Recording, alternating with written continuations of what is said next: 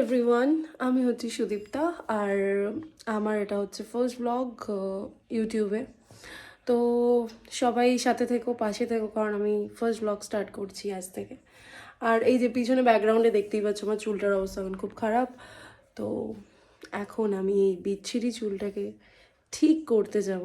তো দেখতে থাকো কীভাবে ঠিক করা হয় আর কীরকম লাগবে ঠিক করার পর সেটাও। ফুল একটা ব্ল্যাক ড্রেস পরে নিয়েছি এখন। তো যাই হোক, আমি ফার্স্ট ডে যেহেতু ব্লগ করছি, তো আমার যদি কোনো কিছু ভুল হয়ে যায়, মানে আমি যদি কোনো ভুলভাল কিছু বকে থাকি, কারণ আমার কোনো আইডিয়া নেই সেরকমভাবে, তো তোমরা আমাকে ক্ষমা করে দিও। এরপরে আস্তে আস্তে আমিও শিখে যাব, তখন আমিও ভালো করে ব্লগস বানাতে পারবো।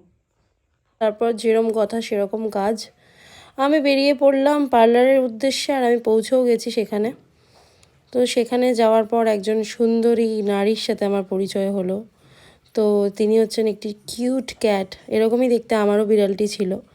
তো ওকে একটু চটকাচটকি করে নিলাম, ও পার্লারেই থাকে, বেশ পার্লারের মজা নেয় ও বসে বসে।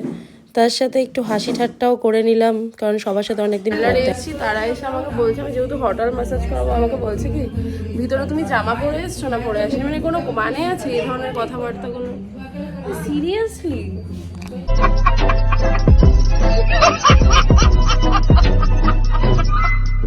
আর একটা জিনিস তো বুঝলাম লাইফে, যে যখন মাথায় খুব স্ট্রেস থাকে না, তখন আশেপাশ থেকে লোকেরা আরও এসে স্ট্রেসই দেয়।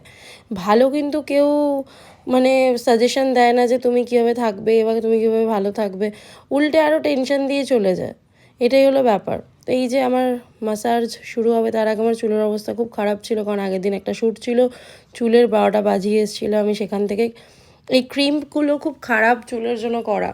তো এই দাদা আমাকে সুন্দর করে ম্যাসাজটা শুরু করেছিল, আর আমি ম্যাসাজের ফুল মজা নিচ্ছিলাম।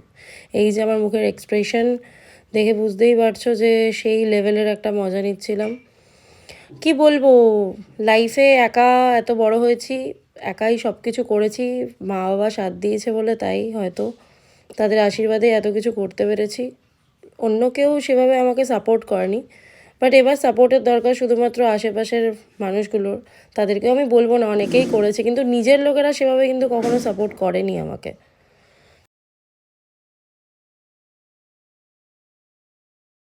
সরি, বেশি একটু ইমোশনাল কথাবার্তায় চলে যাচ্ছিলাম, থাক বাদ দিলাম সেই টপিকটা। তোমরা বলো যে এরকম আমার মতো কারা কারা মাসাজ নিতে ভালোবাসো। আমি কিন্তু খুব ভালোবাসি, পারলে এটা ট্রাই করিও, কারণ এটা বেশ ভালো রিলিফ দেয় যাদের মাইগ্রেনের প্রবলেম আছে। আমাকে তো প্রচুর রিলিফ দিয়েছে। তো আশা করি তোমাদের আমার এই ব্লগটা ভালোই লাগবে, কারণ প্রথম প্রথম যেটুকু পারছি সেটুকু করছি। আর এই যে এই টাইমে আমার চলছিল ওয়্যাক্স, আর আমার মুখের বিকৃতিটা দেখে বুঝতেই পারছো। তারপর হয়ে গেল আমার শ্যাম্পু, অ্যান্ড এইবার আমার চুলটা সুন্দর লাগবে একদম দেখতে, যেটা আমি চেয়েছিলাম। আর আমার মুখের অবস্থা বিশ্বাস করো খুব খারাপ, কারণ আমি খুব টেনশন নিয়ে ফেলেছিলাম কিছুদিন ধরে। তো লাইফে অনেক কিছু ঘটে চলেছে, তাই জন্য অনেক স্ট্রেসের মধ্যেই ছিলাম, যেটা আগেও বলেছি। আর এইসব করতে করতে মাঝখান থেকে আমি খাওয়া দাওয়া স্টার্ট করে দিয়েছিলাম। ওরা একটা চিপসের প্যাকেট এনে রেখেছিলো, সেটা তুলে আমি খেয়ে নিয়েছি। কত ভালো আমি, লোকের খাবার নিজে নিজে নিয়ে কেড়ে খেয়ে নিই। তো এখানে আমার কাজকর্ম শেষ করে আমি চললাম বাড়ি। মাথার হট অয়েল ম্যাসাজ করে, মানে নিজের হেডেকটা একটু কম করার জন্য করে, একটু আরাম ঠারাম নিয়ে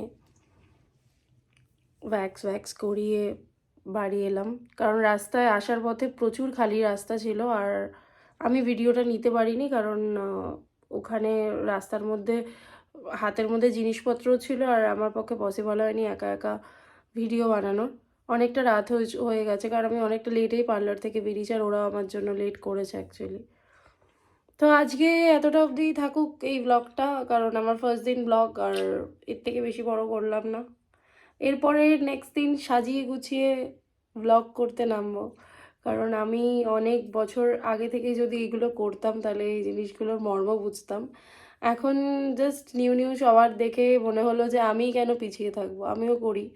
যেখানে আমার ইনস্টাগ্রাম, ফেসবুকে লোকে এত ভালোবাসা দিয়েছে, তো আই থিঙ্ক আপনারা আমাকে ইউটিউবেও যথেষ্ট ভালোবাসা দেবেন, কারণ আমি এতগুলো প্ল্যাটফর্মের মধ্যে এত ভালো ভালো ভালোবাসা পাওয়ার পর এখানে একটু এক্সপেকটেশন তো রাখতেই পারি। So thank you everyone, good night.